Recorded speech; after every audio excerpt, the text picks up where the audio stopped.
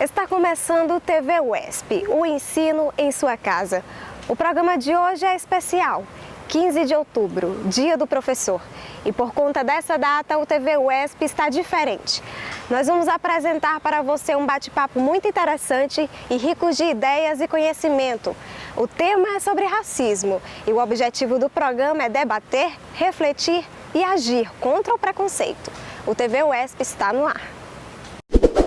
Hoje é o Dia do Professor e para homenagear os professores do Estado, em particular os docentes da Universidade Estadual do Piauí, você confere agora uma mensagem do magnífico reitor, o professor Nouga Cardoso. Bom, hoje nós gostaríamos de homenagear e parabenizar a todos os docentes do Estado do Piauí, de todos os níveis de atuação, de todos os níveis de ensino, de todas as instituições, em especial aos docentes da Universidade Estadual do Piauí, que fazem do seu labor diário o engrandecimento da sociedade através da boa educação praticada nos nossos ambientes acadêmicos.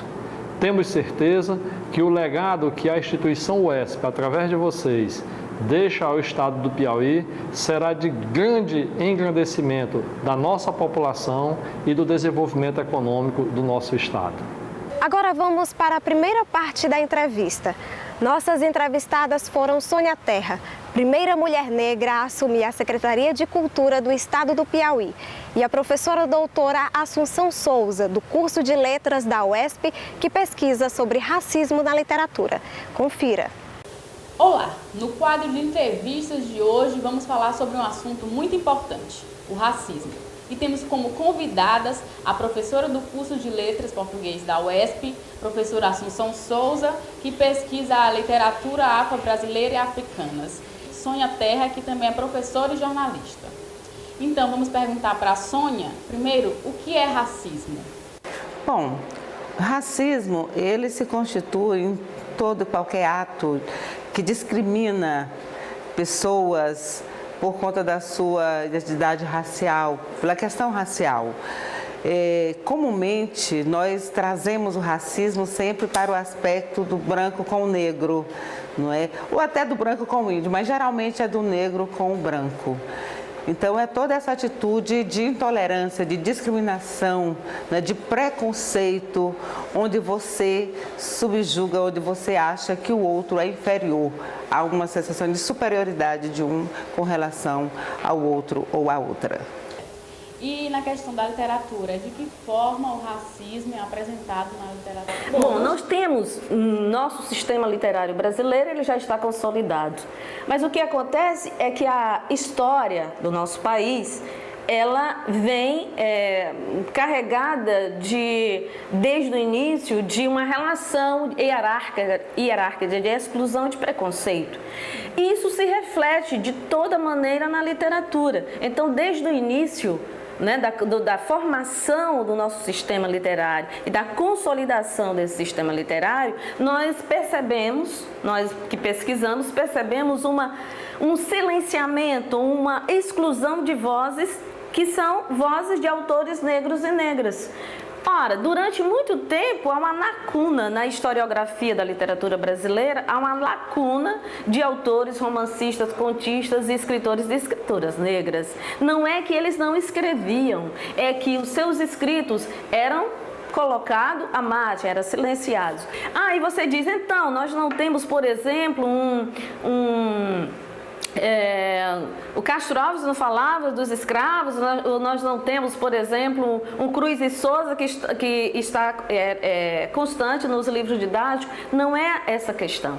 A questão é que, junto com os outros que estão como enfocados na literatura canônica, que estão lá formando o sistema literário brasileiro, existiam outros, sobretudo os negros, que não tinham seu lugar. Então, a história é larga quanto à presença desses escritores negros brasileiros, só que ela não ainda está contada como deveria, ou seja, a presença dos escritores negros dentro da literatura brasileira. Sônia, assim, você foi a primeira mulher a assumir a presidência da Fundação de Cultura e travou muitas lutas em relação aos negros, dos direitos dos negros. Conta um pouco como foi esse momento para você. Olha, foi um momento, primeiro que eu quero dizer que naquele momento que eu assumia, eu sentia que era um tiro, né, no pé dos racistas da minha cidade. E foi um momento muito forte, porque eu vim de uma militância que começou muito cedo, né, a partir da igreja, com essa consciência de ser mulher, de ser negra. E até então eu era uma pessoa que as pessoas sempre respeitavam enquanto a militante, mas assumi um lugar, que era um lugar branco, para uma pessoa branca. Aí então aquele passou a não ser o meu lugar, não é? Eu sofri atos que hoje eu paro e penso, eles não foram só violentos, eles mataram um pouco, né? Porque mata a nossa alma, o racismo é algo que nos mata. E eu sofri ameaças de morte, que eu matava uma jumenta preta, que eu só teria condições de fazer um livro de culinária, né, numa relação de negro, lugar de negra na cozinha. A gente sabe que a culinária é parte, né, da nossa cultura, muito importante, por sinal, mas era de uma forma muito pejorativa. E vencer isso era todo dia eu tinha que dizer para mim, a minha cara negra é a cara de milhões de negros e negras do meu estado, do meu país, e a gente precisa seguir com essa força protagonista. Então era também, eu tinha que ser melhor do que as outras pessoas, porque eu tinha que ali mostrar uma competência, eu queria ser julgada pela minha competência ou falta dela e não pela minha cor.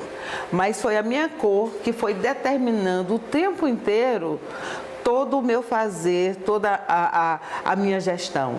Então foi um momento difícil, foi um momento muito marcante, mas também foi muito interessante do ponto de vista de poder, nessa gestão, com essa minha cara negra, colocar em visibilidade também a cara negra do meu estado.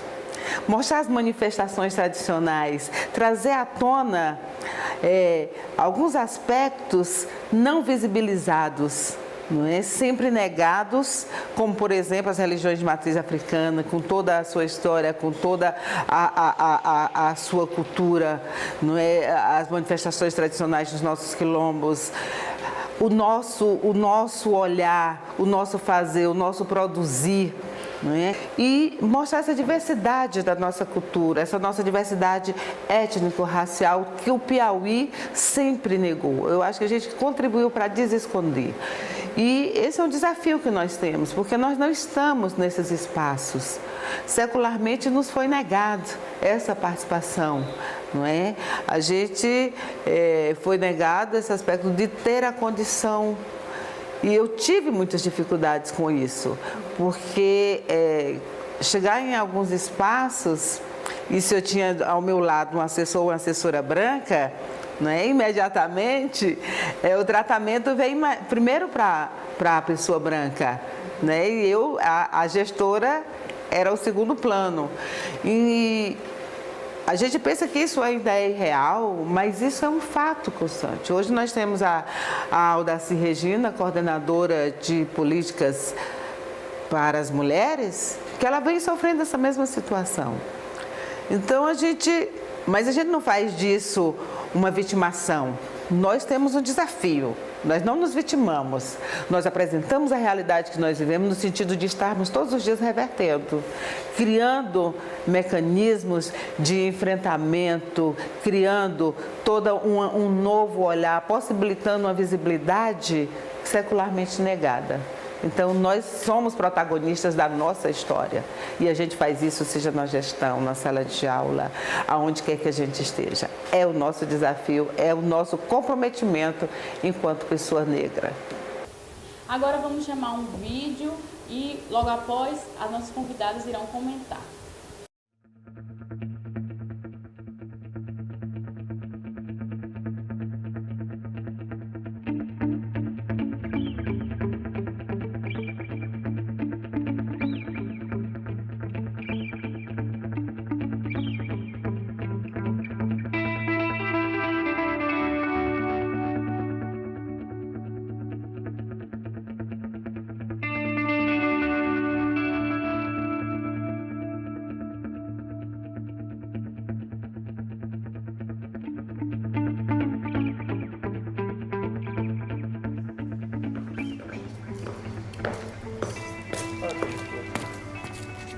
Look. Jane. No. Hi. Hello. Hi. Hi. Hi. Hello. Hello. Hello. Hello. How are you? Good. You came for the casting? Yeah. Perfect.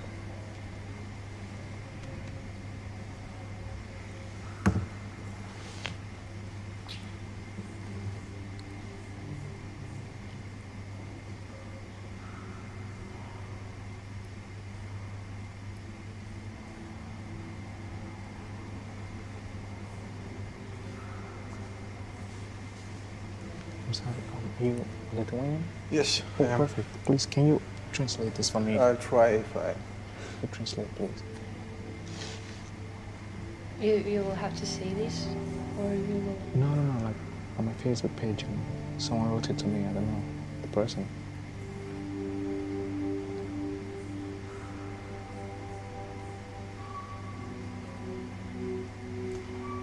Who wrote you this?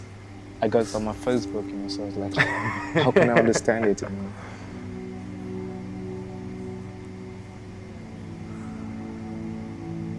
Oh, do you know this guy?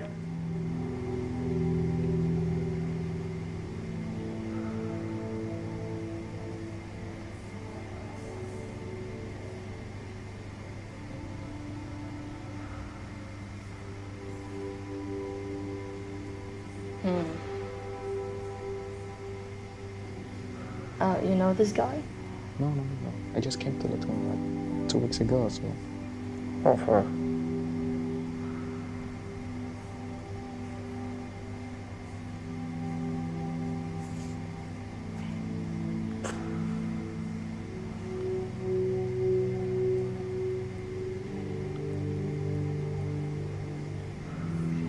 You know, I will not translate it to you. It's very humiliating. Okay? I'm not sure I want to translate to you this because it's really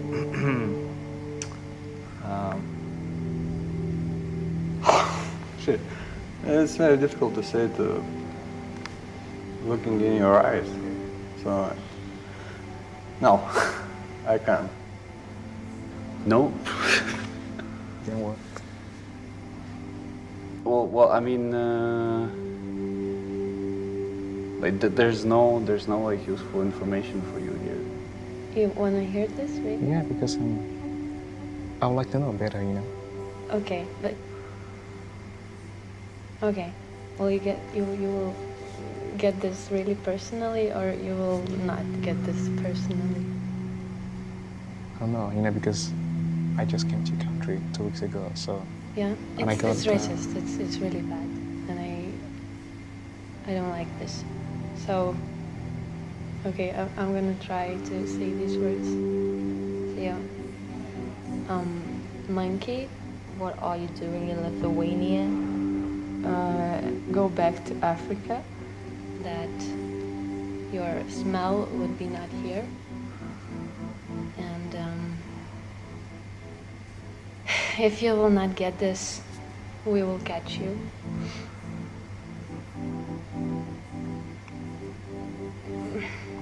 And from your slave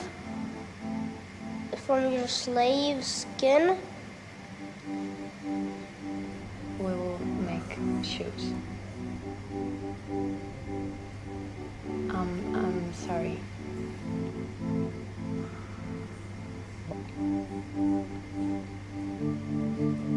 Sorry, don't read it, okay? Just...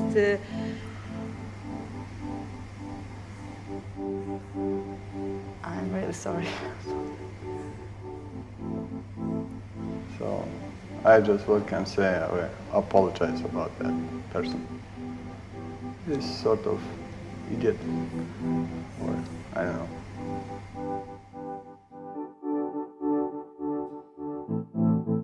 A professora Sônia, você que já passou por muito preconceito depois de visualizar essa questão do vídeo, assim, você acha que o racismo ainda está muito às claras ou se ele se esconde? Tem uma campanha que pergunta onde você esconde o seu racismo, né?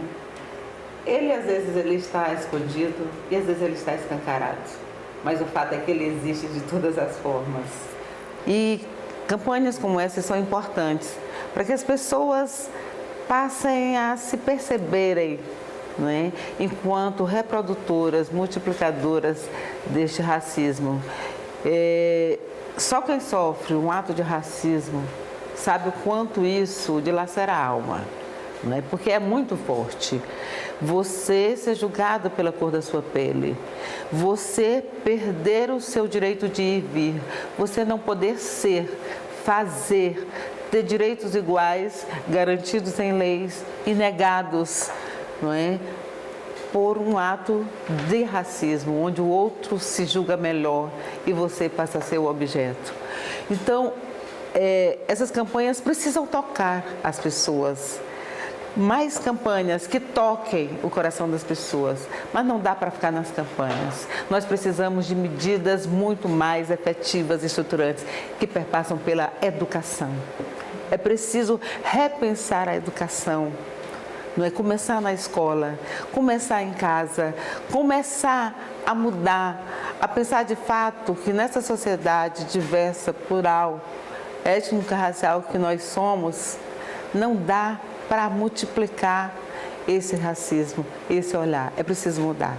Agora, campanhas são bem-vindas. Elas são uma ferramenta a mais para poder quebrar algo que é igualmente estruturante ainda, que é esse racismo. A campanha ela não foi feita no Brasil. Foi um momento muito oportuno de trazer essa campanha feita por brancos em um outro país. Eles estão apontando um comportamento, não é? A partir de uma visão contextual daquele país em que foi feito.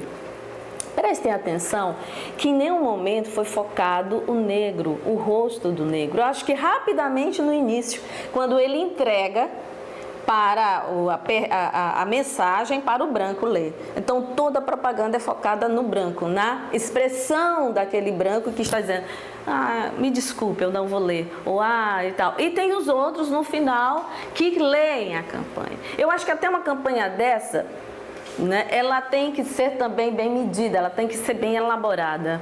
Porque se nós estamos fazendo uma denúncia contra o racismo, nós devemos também ver o ponto de vista de quem está vitimado pelo racismo.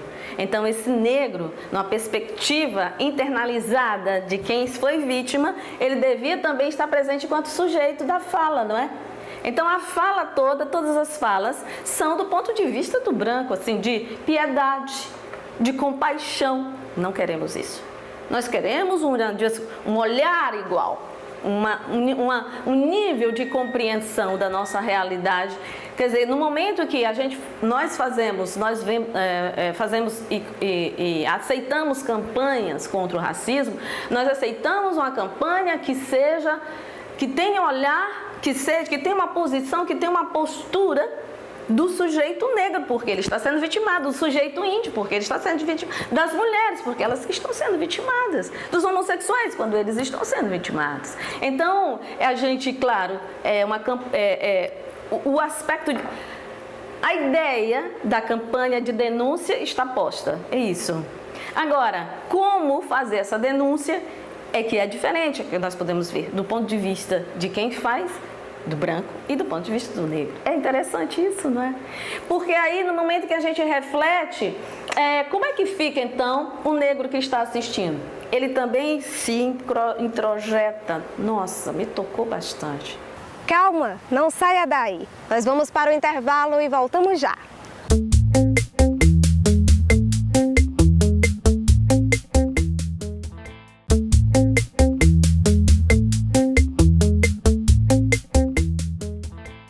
Estamos de volta com a segunda parte da nossa entrevista sobre racismo. Vamos acompanhar. Professora Assunção, você que está no âmbito da educação, né? Como aluno ligado diretamente a alunos, como vê a questão do racismo para esse campo, para combater mesmo? O racismo está em toda parte, né?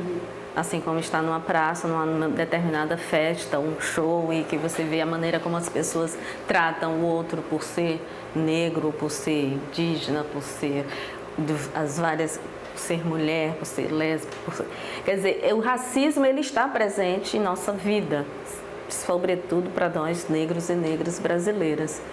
a escola ela reflete a sociedade. Então a gente vê no interior da escola, na sala de aula, como essas ações, esses atos, não é, mínimos, às vezes silenciados, eles estão presentes no momento em que a professora, por exemplo, um menino que não tem a pele negra, talvez até seja afrodescendente, né, mas que não tem a pele negra e que também ainda há uma questão entre os tons de pele, quanto mais negro, mais preto, mais sofre o racismo no nosso país, nossa sociedade. Quando existem uns alunos que são mais, os professores recebem mais as suas perguntas, recebem mais as suas reflexões, e aqueles outros mais negros, de pele mais negra ou mais pretos, são sempre confinados ao silenciamento. Na hora que vai pedir a palavra, se o outro fala, sempre o olhar é para o outro, que dentro de uma perspectiva elitista ou preconceituosa, aquele que ia falar, aquele menino e menina negra que ia falar, não teria tanto o que falar, então chama mais atenção para o outro. Então esse também é um tipo de racismo que vai, essas atitudes preconceituosas e discriminatórias que vão preenchendo esse sistema racista que a gente vive. Então a gente vai chamar agora uma enquete que os alunos questionaram sobre o tema de hoje. Então, a minha pergunta é: como acabar com o preconceito que é existente hoje no nosso país, e um retrato também do nosso Piauí, onde há uma grande quantidade de negros, e esses negros aos poucos estão conseguindo obter os seus lugares, mas hoje é uma realidade da nossa universidade, não está sendo assim totalmente o que deveria ser. Há uma grande quantidade ainda em demanda que está faltando. A minha pergunta é uma pessoa que sofre por preconceito racial, o que ela deve fazer? Aonde ela deve ir procurar ajuda? Como nós podemos, como campanhas podem ser desenvolvidas em prol de destituir este preconceito que ainda vigora dentro da sociedade piauiense e teresinense, a fim de que a cultura negra seja mais reconhecida e mais respeitada? Então, como a gente pode acompanhar, a primeira pergunta direcionada à professora Assunção é sobre como combater o preconceito. É uma pergunta inquietante, uma pergunta desafiadora.